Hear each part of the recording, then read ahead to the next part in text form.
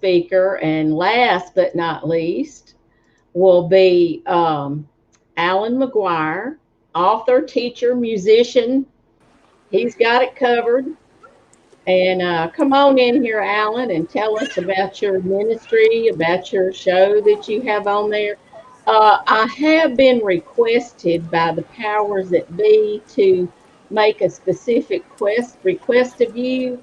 Please don't show any videos because we don't want this broadcast to be taken off YouTube. I can promise and guarantee I won't be showing any videos whatsoever. I don't know if you can hear the background noise or if you can see where I'm at. I'm actually at a pool at a resort here in Utah. It's a great long story, which I'm going to get into, but I promise I won't play any video. Okay. I'm not even in my Well, first office. tell us about your ministry and everything, and then go ahead and bring forth the word you have for us today. And I'm going to bow out and hand it over to you. Oh no, gosh, that's a bad idea. Okay. I know it's scary, but hey, we'll hang on. We'll hang on Oh for my the gosh. duration. All right, let's see what happens here. My name's Allan Aguirre. I'm from Los Angeles. I live in Utah as a missionary. Um, I've been a professional musician the vast majority of my life, decades. And in case you don't know, rockets are being lobbed into Israel right now from I'm going to say the Gaza. So there are attacks going on right now, and my alerts are going off. So Father, we pray protection over your people. We pray protection over your territory and your land. And we absolutely completely trust in your sovereignty over your people Israel and your land and your namesake, Jerusalem. So that's happening right now. So anyway, I've been a professional musician the vast majority of my life, touring, recording artist, record deals and all that jazz. And it was an aggressive style of music. It was a punk rock band predominantly. And so I've had a voice that's been saying the wrong things at the right time. Is essentially, constantly challenging people of faith. I mean, it's easier to challenge the world when it comes to faith than it is to challenge people of faith to deepen their faith. And I've been doing that for quite a long time. And so about 3 or 4 years ago, the Father shifted me into a transitional form of basically the same thing, and that's writing books. And I spoke apologetics. I spoke theology and doctrine and all those things. I've been doing that for a long time as a musician, but to put it in, see, art is subjective. I can put out a record and you could like it and you might not like it. It's subjective. It's art. But man, writing down what you believe theologically and doctrinally, there's nothing subjective about that. This is what I believe and how I believe it.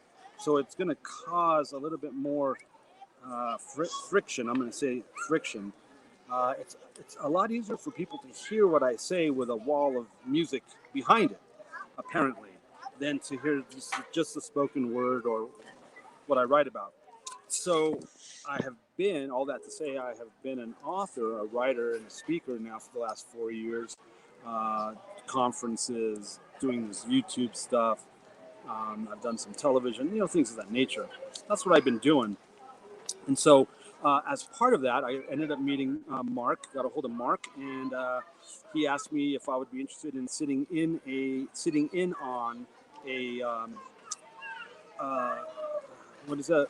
Reason Together program on a Tuesday morning, where it's like a roundtable discussion on that week's Torah portion. And so I showed up as a guest a couple times, and then was asked if I would like to take it over, actually be the host of the show. And I said okay. And that is now the Chameleon Church Show. That is on Tuesday morning, 8:45 in the morning Central Time. And we've been doing that for about 2.5 years. And my co-host is Rabbi Daryl, who's been, started not that long after we started and took it over. Since then, like I said, I've put out about 3 or 4 books. my latest book, Exodus to Ingathering, The Amazing Journey from Exodus to Ingathering. It's a devotional. It's a discipleship program, essentially, and we do an online weekly devotional with a couple dozen people on Monday nights through Zoom, and of course we've got all the various Facebook and YouTube and all that kind of stuff going on. So I was teasing Gerald because he kept bringing up this Sunday thing that I actually didn't know anything about. So I was talking about, what's this secret show you guys have going on Sundays that I'm not even a part of it. Anyway, I was teasing him about that, and then Mark reached out and said, "Hey, would I do this?" And here we are. So we're supposed to be talking about how to stay focused in distracting times, and I think it's interesting because, as I'm about to tell you, I'm not at home. I'm not in my live video studio, whatever you want to call it. I'm actually poolside at a local resort here in Utah, and I'm going to explain how I got here in a few minutes. So we just came out of the 3-week period of time known as the season of the basilisk. It's also known as the dire straits, between the straits. And traditionally, Daniel 10, we find that in Daniel 10 that Daniel is fasting and praying to get some information from the Lord, and it takes about three weeks.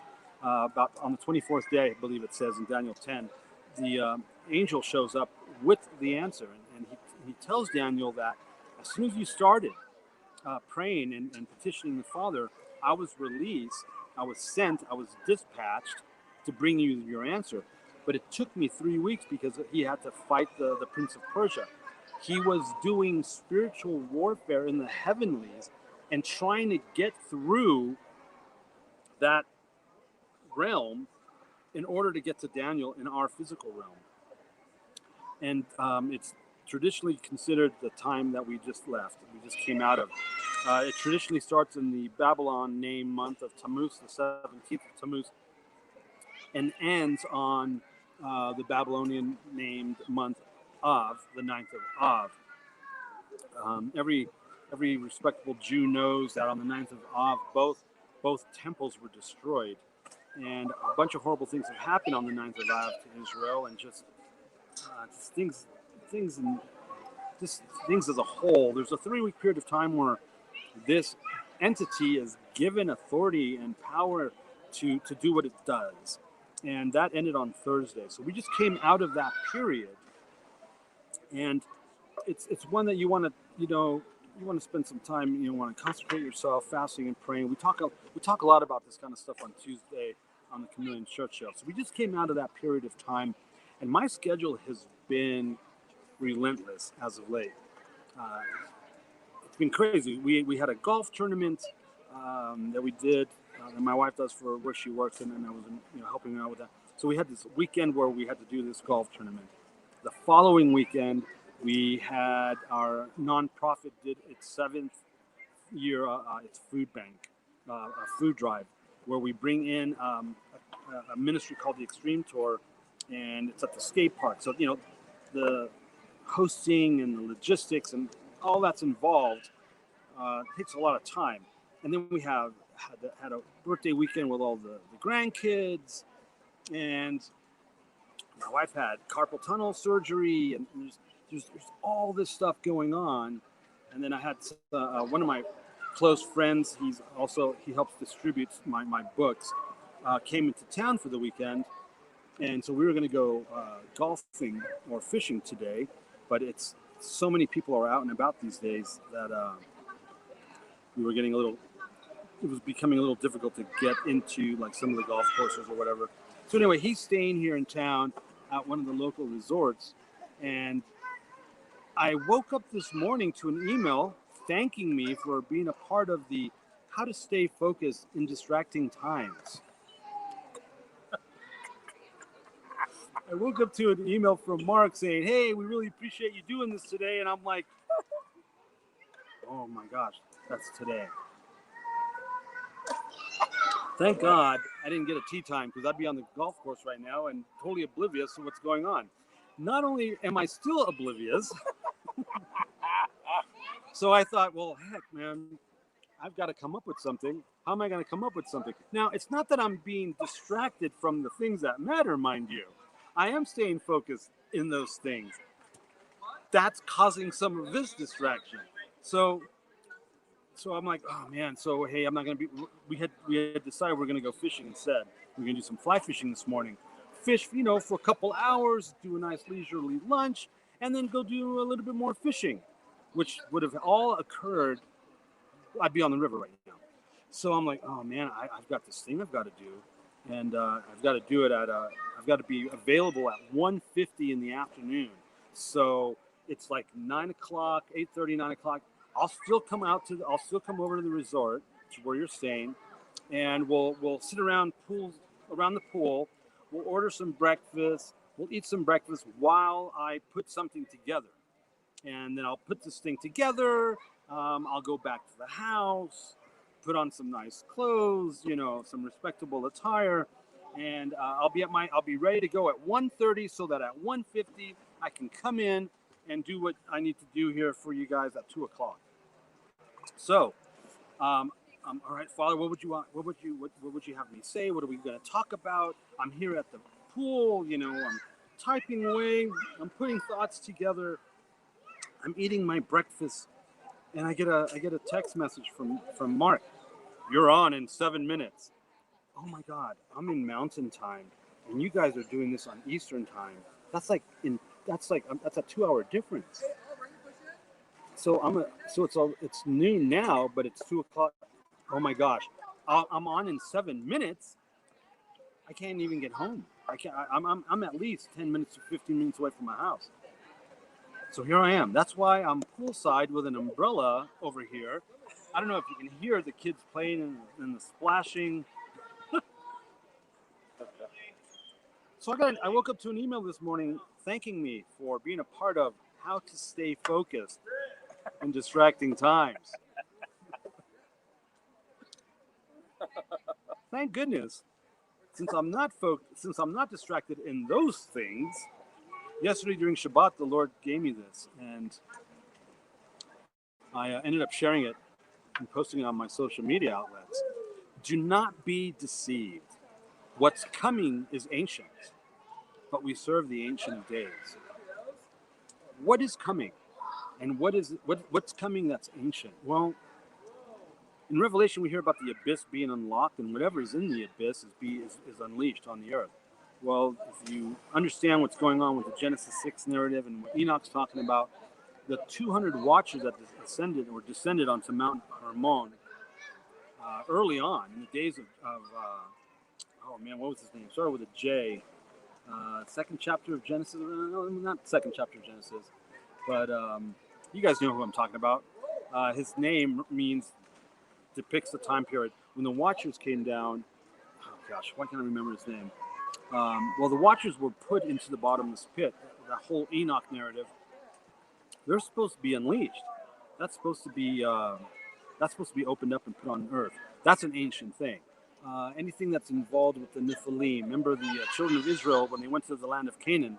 The land of Canaan was the hotbed. Who? Shem, Ham, and Japheth? No.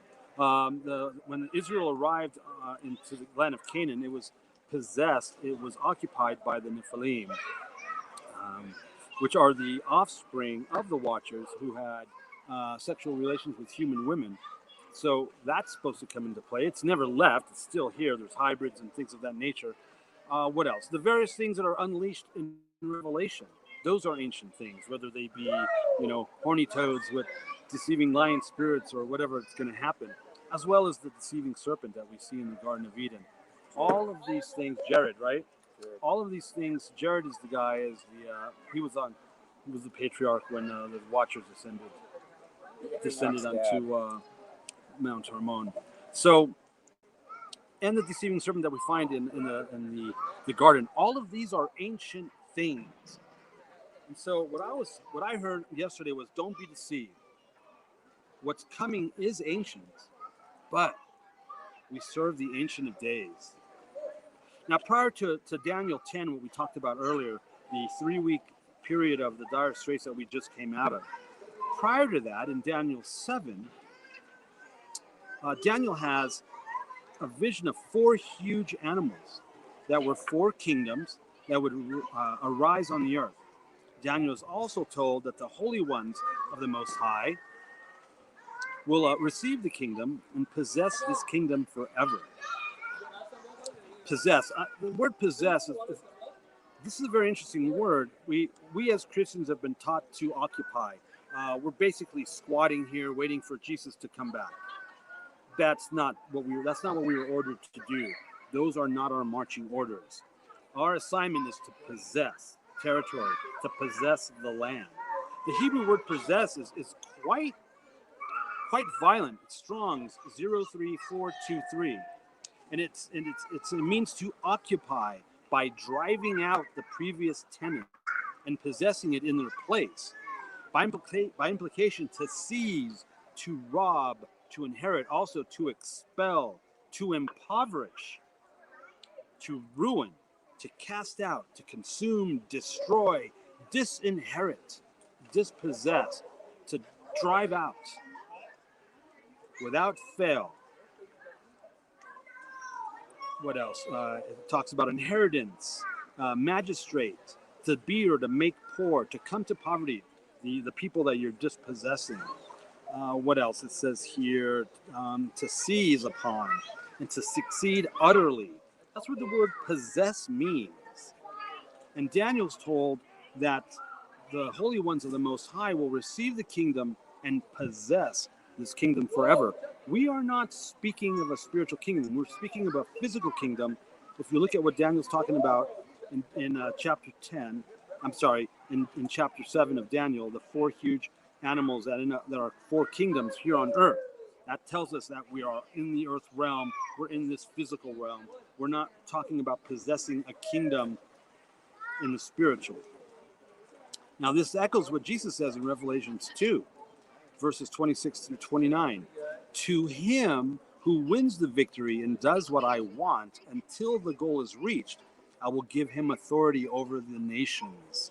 He will rule them with a staff of iron and dash them to pieces like pottery. Just as I have received authority from my Father, I will also give him the morning star. Those who have ears, let him hear what the Spirit is saying to the Messianic communities. This echoes, again, the whole seven mountain mandate that is incredibly controversial in both the Torah and the non-Torah communities. I know why it's controversial, because we have never been taught how to possess. We have been taught how to occupy. We have been taught how to squat.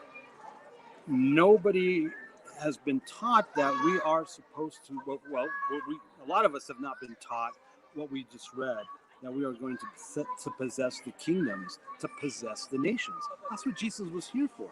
That's what Jesus came for. He came for the nations. And he's giving them to us to rule. He just said that in Revelation.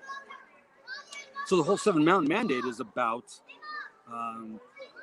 the seven spheres of influence that run this planet, that have been running this planet from the very beginning. Again, these are ancient ways, these are ancient things, these are ancient teachings. There are seven spheres of influence. They're mentioned in the Bible, and we are to strategically be placed in them in order to walk out and the instructions, the mandates that we've been given. We're supposed to be preparing a people for the Lord. We can't do that locked in our basements on YouTube, watching conspiracy theory videos. Do not be deceived. What's coming is ancient, but we serve the Ancient of Days. So in Daniel 7:7, we're introduced to the fourth animal, the fourth kingdom. Here's what it says. After this, I looked in the night visions, and there before me was a fourth animal, dreadful, horrible, extremely strong, and with great iron teeth. It devoured, crushed, and stamped its feet on what was left. It was different from all the animals that had gone before it, and it had 10 horns. While I was considering the horns, another horn sprung up among them, a little one, before which 3 of the first horns were plucked up by the roots. In this horn were eyes like human eyes and a mouth speaking arrogantly. Let me read that last part. While I was considering the horns, another horn sprung up among them, a little one, before which three of the first horns were plucked up by the roots. In this horn were eyes like human eyes and a mouth speaking arrogantly. As I watched, thrones were set in place, and the Ancient One took his seat. His clothing was white as snow. The hair on his head was like pure wool. His throne was fiery flames and wheels of burning fire. With wheels of burning fire, a stream of fire flowed from his presence. Thousands and thousands ministered to him. Millions and millions stood before him. Then the court was convened, and the books were opened. This is going to be this is echoed in Revelation 1:11 through 16. Continuing in Daniel chapter 7. I kept watching. Then, because of the arrogant words which the horn was speaking, I watched as the animal was killed. Its body was destroyed, and it was given over to be burned up completely. As for the other animals, their rulership was taken away, but their lives were prolonged for a time and a season. I kept watching the night visions. When I saw, coming with the clouds of heaven, someone like a son of man, he approached the Ancient One and was led into his presence. To him were given rulership, glory, and a kingdom. Remember the seven things we hear in Revelation, which represent the seven mountains? So that all peoples, nations, and languages should serve him. His rulership is on an eternal ruler. His rulership is an eternal rulership that will not pass away, and his kingdom is one that will never be destroyed. Again, you'll read this in Revelation chapter 5, or a version of this. Again, don't be deceived. What's coming is ancient, but we serve this same Ancient of Days. I want to take a little look at something here that we see in Daniel 7:10 that we just read. Then the court was convened. Speaking of the fourth animal, Daniel states in verses 23 through 27, here's what he states. The fourth animal will be a fourth kingdom on earth. It will be different from the other kingdoms. It will devour the whole earth, trample it down, and crush it. As for the 10 horns, out of this kingdom 10 kings will arise, and yet another will arise after them. Now he will be different from the earlier ones, and he will put down 3 kings. He will speak words against the Most High and try to exhaust the holy ones of the Most High. He will attempt to alter the seasons and the law, and the holy ones will be handed over to him for a time, times, and half a time. But when the court goes into session, he will be stripped of his rulership, which will be consumed and completely destroyed. Then the kingdom, the rulership, and the greatness of the kingdoms under the whole heaven will be given to the holy people of the Most High. Their kingdom is an everlasting kingdom, and all rulers will serve and obey them. These things don't happen by happenstance. They're not happening because of coincidence. There are courts, rulings, beginnings and endings to seasons, times and situations, kingdoms, rulers, and there are absolute rules of engagement. If the physical manifests the spiritual, and the spiritual is governed by courts, rulings, and procedure, shouldn't we then be aware of how these matters work and function in the spiritual? How we should be working and functioning in and with these matters in the spiritual, so as to be able to navigate these matters here in our physical realm? What's coming is ancient, but we serve the Ancient of Days. We see in the parable of the minas and the talents an example of this, especially the parable of the minas. 3 servants, or 3 of these holy ones, right? Because Jesus is, in the parable, Jesus is a Lord. He's actually an entrepreneur. He's a businessman. And not only is he a businessman, he's a shrewd one. So shrewd, in fact, that one of the 3 servants mentioned in this parable is absolutely, completely, deathly afraid of him. Now, why would someone be deathly afraid of Jesus? Well, it says why he's afraid of him. He's shrewd. He's aggressive. He's not a pushover. He's not the Jesus portrayed by Christendom. He's another guy. He's like completely, totally different. So much so that this one servant is so terrified of this guy, he's incapable of functioning, not because of Jesus, but because of himself and the fear that he has with what he's been given to steward. He's incapable of functioning with what he's been given to steward. So instead of doing what is expected of him, like a good servant, he hides and buries the amount of money or what he's been given to steward by his Lord, by the Jesus character, by Messiah. The other two servants double what they have been given. And they're given, the amount that they're given is based on their predetermined skill sets. So we've been told and we believe that God would never give us more than we can handle. It literally says that. So the guy that's given 5 was able to handle 5. The guy that was given 2 wasn't capable of handling 5. That's why he was given 2. The guy that was given 1 was given 1 because that's all the poor sod could muster. That's all he could do. And as we find out, he wasn't even able to steward that.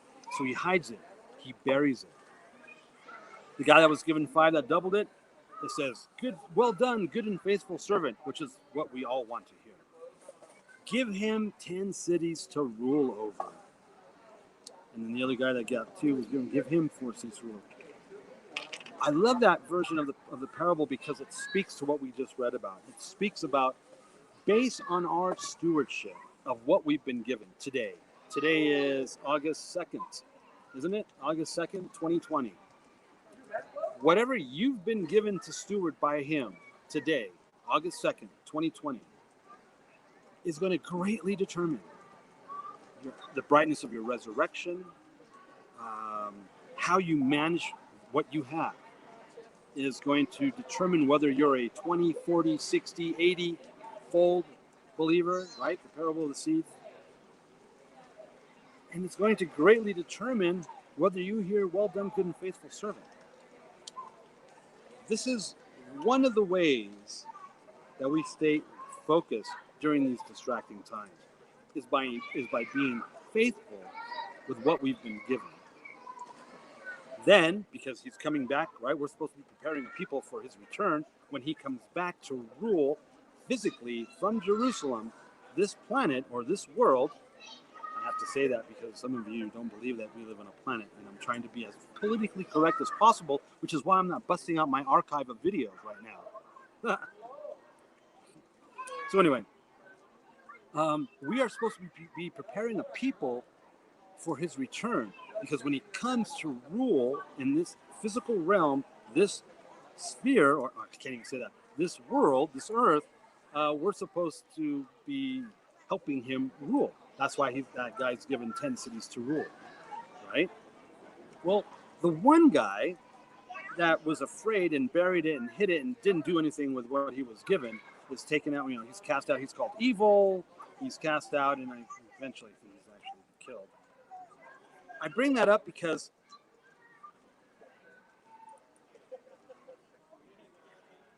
the best way to maintain our focus, the best way to maintain our alignment, the best way for us to keep in alignment and not be distracted by what's going on, whether it's, I'm sitting here, here's what I'm trying to figure out.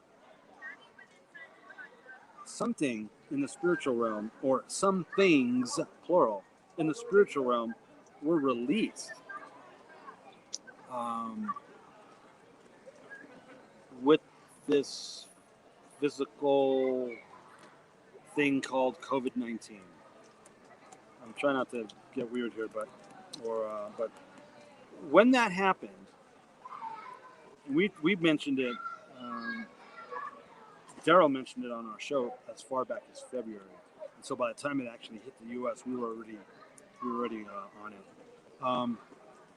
Let's say March. Let's just call it March. When some things were some things in the spiritual realm were released on this earth back in March. In October 1st, on the show, I was given a word and I prophesied, I spoke it out about how everything was going to the next level. We were all going to this next stage, this next level. Regardless if you're a believer, regardless of your maturity, regardless of where you stand, didn't matter. Male, female, politically, didn't matter. We were all lives were being taken to this next stage. Something was released in March. Some things, I'm going to use the word plural, were released in March. And we're watching them manifest right now among us, around us. Whether it's the changing of society, of societal norms, whether it's the economy, what's happening to our economy, business, free enterprise in this country, society globally is changing. Here in the U.S., we're having a lot of unrest. There's a lot of violence, a lot of unrest in major cities. There's something has been unleashed, or things have been released in the spiritual realm. And they're not only are they designed to physically, emotionally, and psychologically and spiritually hurt us, kill us, whatever.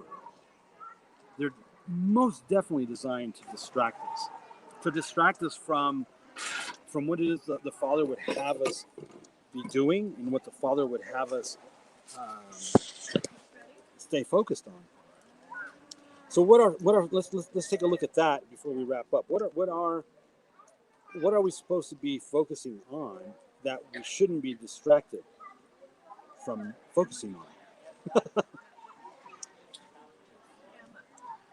The reason why I brought up the courts that are mentioned in Daniel is because we need to understand, this is pretty much the key here, we need to understand that this isn't happenstance, that the Ancient of Days,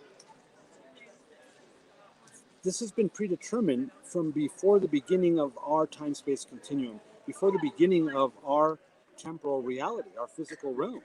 This was already in the works, right? Jesus, the Messiah, is a Passover lamb slain before the foundation of the earth. You were known by him by name before the foundations of the earth, before you were in your mother's womb. So none of this is by happenstance. Daniel twice states that there are courts in the heavenlies that are determining the rulings of these nations, the rulings of these beasts, these animals, these rulers, the amount of time they have to rule, their predetermined, what it is that they're supposed to accomplish while they're in rule. For example, the fourth one is coming after God's holy ones, to oppress them for a time and another time, it said, right? They're given, it's not happenstance and it's not coincidence. This is completely orchestrated by the Ancient of Days. So one way for us not to get distracted by what's happening is to understand and submit to his sovereignty, aligning with his sovereignty, because he is sovereign. This isn't chance that what's happening is happening. It's been predetermined. It's in the script. There is a script. If you're doing this thing right, you're walking out a predetermined script that exists. That exists for you, for the guy next to you, the people in this pool. Our job is to figure out that there's this predetermined script that we're supposed to be walking, and then we align ourselves with that predetermined script, and we walk it out. I'm going to repeat this thing that I wrote. If the physical mimics and manifests the spiritual, and the spiritual is governed by courts, rulings, procedures, shouldn't we then be aware of how these matters work and function in the spiritual? And how we should be working and functioning in and with these matters in the spiritual? I mean, we sit in heavenly places, right? so as to be able to navigate these matters here in our physical? Yeah. But see, how are you going to do that if you're not walking in the Spirit? Well, you can't. It's impossible. You have to be walking in the Spirit. You have to be transformed by the renewing of your mind. Romans. This is all spiritual. This whole thing is spiritual. And if the spiritual realm is dictating the kingdoms of this earth and who rules, when and how, and it's going to impact you and I as believers or just simply as humans, then we need to know how this stuff works. We have to become knowledgeable in matters of spirituality, in matters of governance, spiritual governance, Ephesians, right? We war against what? Those are all horrible things. Cosmic powers of darkness? Come on. How are we supposed to do spiritual warfare against these things? Understand how these things work so that we can maneuver, right? Leash and unleash, bind and unbind. How are we supposed to do those things if we don't know how this stuff works? If we don't have the understanding of the mechanics, then we can't navigate. We can't control it. We can't. It'll affect our prayer life. It's going to affect how we process information. It's going to affect how we walk. How is that possible? Well, if look at all the stuff that's happening around us that is distracting people. Depression is up 400% last month alone. I think I read an article. The vast majority of Christianity has plummeted into depression and alcohol and porn. That's why the churches were freaking out back in May, I think it was, how they needed to open, because in 6 weeks' time, the initial 6-week quarantine we were all mandated to have here in the U.S., people weren't able to go to church on Sunday morning. And after 6 weeks, they were losing their cookies. They were resorting to alcohol, depression, porn.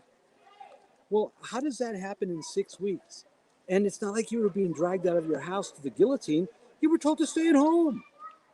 How did the self-quarantine, how did this happen? How does this happen to people of faith? Well, you don't have a focal point. You don't have a root system. You don't have a deep root system in the Word or in prayer and fasting or in Messiah. That's how 6 weeks of not going to Sunday morning church can totally, completely throw you over the top. And I don't know exactly who this audience is. I'm assuming it's all Torah based. But if you're not an observer of the commandments, of keeping the law, the Torah, and the feast, that's probably the first reason why, after 6 weeks of not going to Sunday morning church, you lost your minds, because you're not rooted and grounded in Scripture. You're rooted and grounded in the New Testament. It's two different things. So how are you supposed to stay focused in distracting times? Well, the Bible, the Scriptures, actually tell you.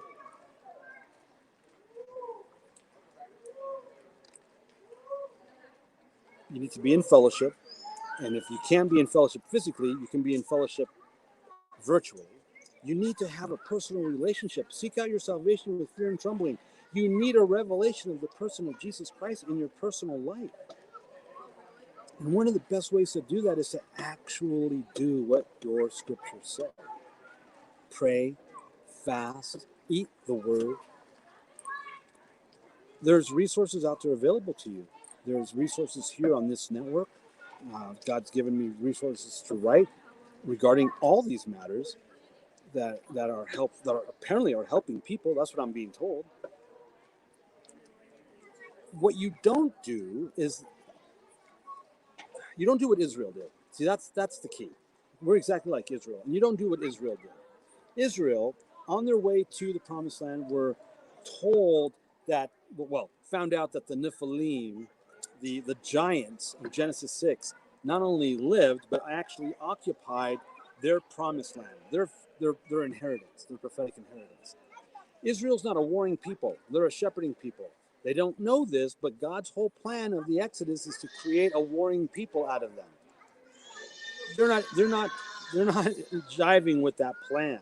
And so the concept, the idea, the reality that they're going to have to go into the land that's possessed and occupied by giants, like literal non 100% human hybrid entities, the Nephilim, and actually do war with them, freaked them out to the extent of freaked them out to the point of disobedience that God was going to disinherit them, because they thought with their carnal mind. They processed this with their carnal mind, not in the spirit. Because they didn't believe God for them. And they didn't believe in the things of God that he had already done for them. God actually says that to them. So it caused fear, doubt, and unbelief. Here's what the two guys that were on the right side of the proper side of things said. Don't be afraid. Don't heed the bad report. The giants will be our bread. See, that's what you say when you've got a plague or a virus or when you're on the brink of a race war, when they're changing society and they're pulling society out from under your feet and they're causing you to do all these crazy new societal norms. It's the new normal. That's what you do. You don't heed the bad report. You stand on the side of God and his promises and his sovereignty and what he's already told us and what he's already done for you. And then all of that becomes your provision. All of that becomes your bread. What you don't do is what the other 10 guys did. And that's breed hate and fear, doubt and unbelief in the people who are then a self-inflicting prophecy, because everything that they were afraid of, God did to them as punishment for their fear, doubt, and unbelief. That's what you don't do. So how do you stay focused in distracting times? Make sure you're anchored to and in and aligned with his word, his promises, what he said before, what he's saying now, and what he's saying about you tomorrow. And you just hang on to his sovereignty, and you trust in his sovereignty, and you trust in his sovereignty. You don't trust in what they're telling you, because see, they're not coming from the Spirit of God. That's the carnal, that's the flesh, that's the temporal. You hang on to the eternal. So you would have to go through the back of I think that's all I got. Amen. That's a lot. That's a lot. Shameless plug. I'm working on a set of teachings now that about the warnings that are in Hebrews, and the first one is the warning against neglect. If we neglect our prayers, if we neglect our scriptural reading, then the next thing we know, we find ourselves out in the rapids, asleep on a lily pad like Boy was in the Tarzan movie, and we get swept over the rapids of unbelief because we've not kept up, and then we enter into that unbelief where we don't believe. Will God really save us from the pandemic? Will God really save us? Will he really feed us? Will he really do for us? Will he The really provide for us? Yes, will he really provide for us all the things, all the 10 tests that they gave him in the wilderness? The answer to that is yes, he will. you know, and we rely on the sovereignty of God to handle everything. And here's a definition of the sovereignty of God. God does what he wants, when he wants, how he wants, and nobody can question him. It's No, just he can do whatever he wants. yeah, I mean, like he's God, he's the ancient of days. But I mean, it's like the Holy Spirit has got his finger on this. Don't be neglecting.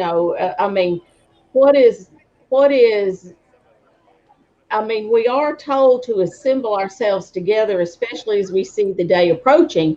But if we're not able to, God is still God. We can still read the word. We can still press in and press into Him even harder. And look at what we have here Yeah. now. We're doing a conference virtually. I mean, it's not like Yeah. we don't have things where we can connect. It's wonderful that Mark has this platform, this internet that he does. He Yeah. does a lot of work out here that we can all stay connected and keep our eyes on Yeshua as we walk through whatever is coming, whether this is the end of everything, whether it's the beginning of the end or whatever. We're Right. always trying to keep our eye on him anyway. Yeah. I mean, he's I the mean, focus. and if Go I ahead. agree, and if we have relationship with him, if we give ourselves, okay, I'm not gonna freak out, and start journaling. I mean, make a list of all the ways. I mean, if this is becoming, I mean, apparently this is becoming an issue. You know, oh, the virus isn't gone, the numbers, whatever. I think a lot of this audience is smarter than that, and so the next one I think on their list of preoccupation would be provision.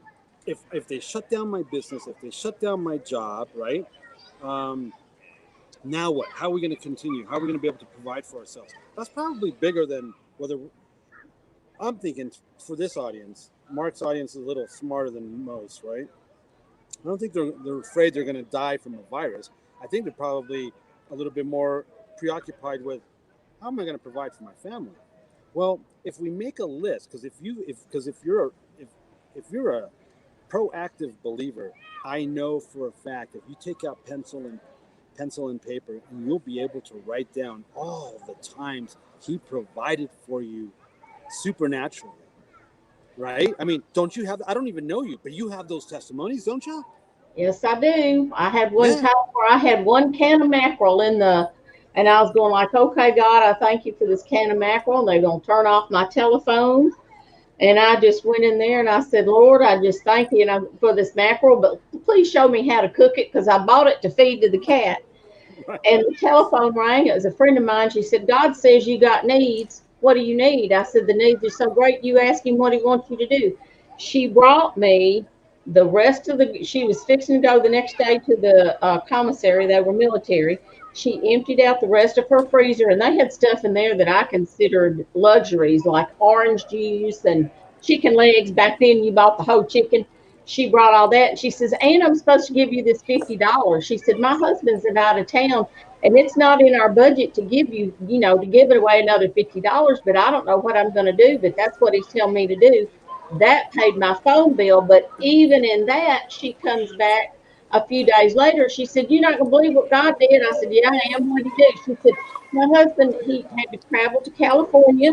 He had taken $50 to pay for his room in the military base. He ran across a friend, and the friend said, "Don't go there, stay at my house." So he didn't have to use that $50. So they were not out any more in their budget than what they had already budgeted for. Now that's God. Now you know what you call that? Holy mackerel.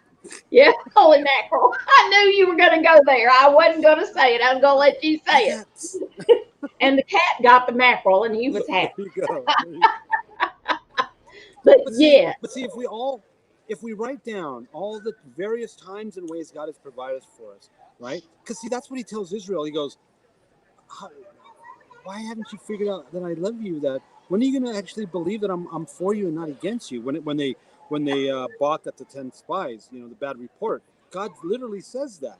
It's like that's why if we write down all the various times, so that right, I mean, so that come what's today, Sunday, come Thursday, when someone has, or I don't know if this is prophetic or not, but if when Thursday comes, if one of you is like at the end of your rope because you don't know how you're going to be provided for, you pull out that list of all the time and go and show it to the Father. Go, look, Father, I believe and trust because you have provided for me this way, this many times in the past. And I am standing on your promises and that I am a son or daughter of the living God that never begging for. I have never seen the children begging, I'm holding you to your word, and I'm trusting in your sovereign word, and that based on the testimony that you've provided for me in the past, I believe that you will provide for me in this exact moment right now for that $375 or Yeah. whatever.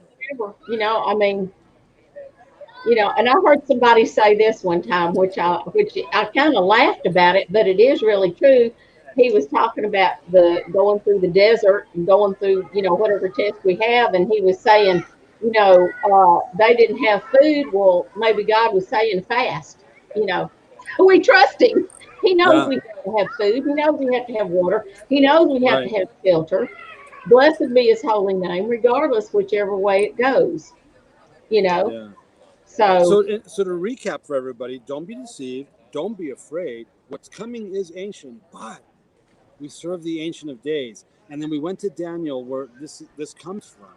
And what we see in there is that there's courts. There's actually a structure in the heavenlies for this stuff. So it's not coincidence or happenstance. It's timely. It's like predetermined. It's a predestination.